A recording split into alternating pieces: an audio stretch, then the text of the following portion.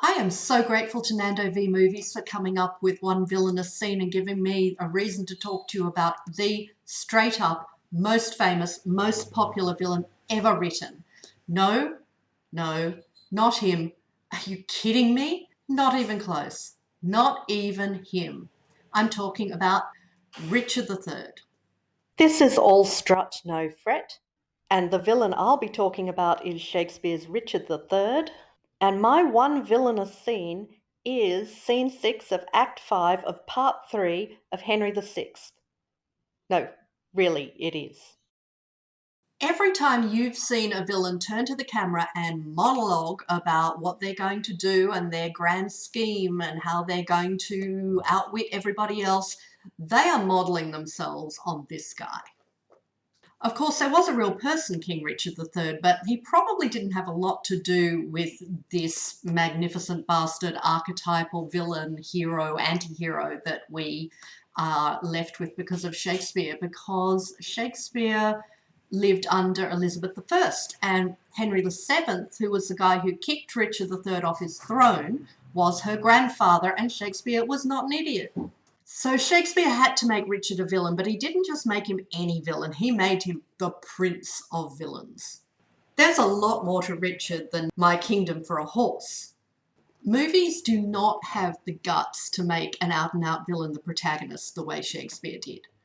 Movies are so frightened of putting villains in the central position. Even the really famous ones, even Anakin Skywalker, before he fell, he was still trying to act like a hero. By the time he becomes Darth Vader, he's no longer the protagonist. Even Harley Quinn, when she's breaking people's legs, we know that she's on a redemption arc. Even the Punisher, with his massive body count, makes it his thing to be killing the bad guys. He's not like Richard saying, hand me some innocents. You can see some of the interpreters of Richard trying to find complexity in him and looking at motivation, about how his mother obviously hated him and everyone's so mean to him about his disabled state and so on. And, that's helpful for an actor. That gives a richness to the performance. But the truth is, he's not that complicated a guy. He doesn't ever go through any internal conflict over his course of action. Even this amazing final monologue he has before the day of the battle where he dies, where he wakes up having dreamed of his murder victims, and he's terrified and he's shaking and he's conflicted by the idea of whether or not he should be frightened, given that he says there's no murderer here. Wait, there is. I am. But I shouldn't be frightened of me. Richard loves Richard, but does he? Even at that point in this speech that is like a virtuoso piece of psychomachia, like the internal struggle between two parts of a person, his internal conflict is still nothing to do with whether he should actually give up villainy. It's just about his fear. So we just don't have any other models for someone who is both a completely unrepentant, unreconstructed, magnificent bastard villain and at the same time a protagonist. So if Richard isn't that complex a character, then why are we still so drawn to him? Why is he so much fun to watch on stage or screen? Usually we expect to be drawn to the complex, conflicted characters. It has to be that he is the one who is best with words. And I think a lot of people could embrace a lot to do with that in this day and age, when screenwriters and filmmakers seem to think the person with the least dialogue wins. Look at how much people love a guy who is out and out dreadful just because he is the best at telling you about how dreadful he is.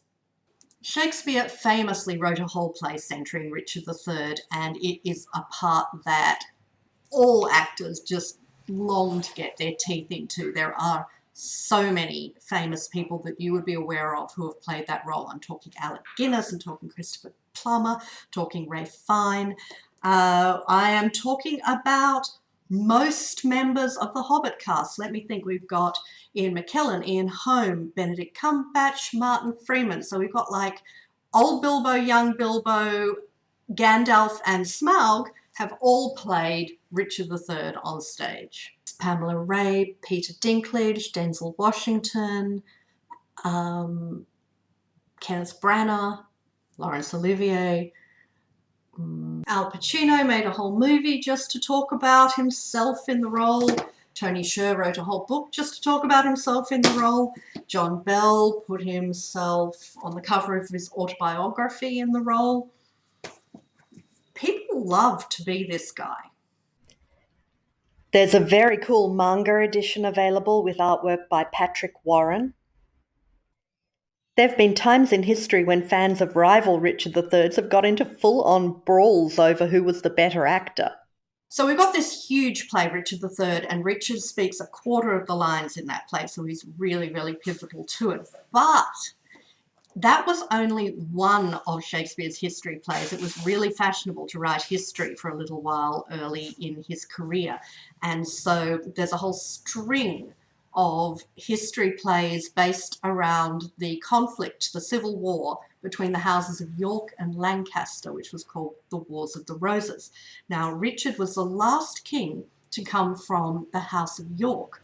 A lot of Richard's most famous, most fabulous lines are actually not from the play Richard III at all. Some of his best lines are actually spoken in the prequels.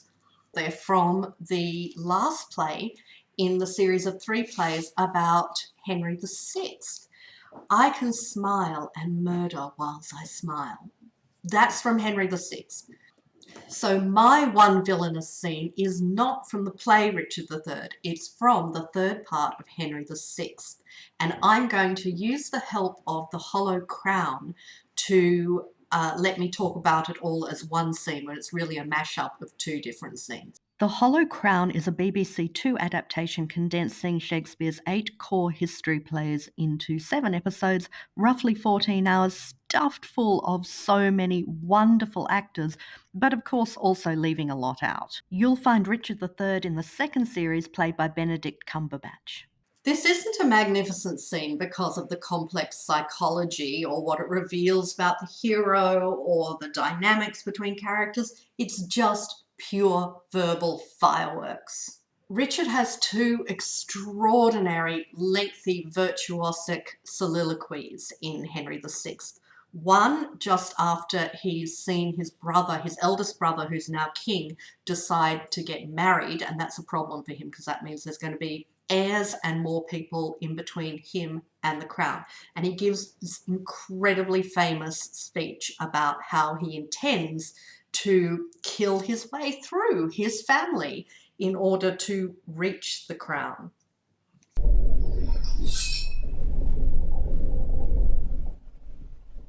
Why, I can smile and murder whilst I smile. I cry contempt to that which grieves my heart. And wet my cheeks with artificial tears, and frame my face to all occasions. Can I do this, or can I get a crown? Farther off, I'll plug it down. Richard, with his brothers, has just stabbed to death Prince Edward, the heir to Henry VI, and shown himself willing to do the same to little Edward's mother, Queen Margaret. And if we had another villainous scene to do, I would love to tell you about her. Why should she live to fill the world with words? So then Richard heads off to the Tower of London to kill the king, the previous king, Henry VI, and they confront each other in King Henry's cell, and Richard predictably stabs him a lot. And then after he kills Henry, he has another amazing soliloquy where he talks about what he's going to do next. But the really magnificent bit in this particular speech is when Richard gets to the point of talking about how he regards no family connection as mattering because he is utterly isolated in himself.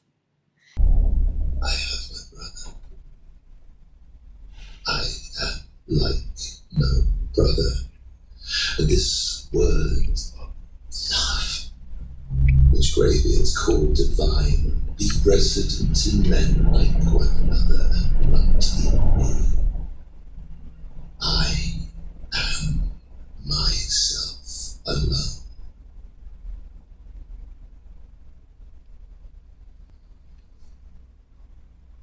Richard makes us his co-conspirators. We're the only people that he tells the truth to. He lies to everyone else around him. And so we let ourselves be flattered by being let in on the secret, by being treated as if we're cleverer than the other people around him, that we can be trusted with the truth.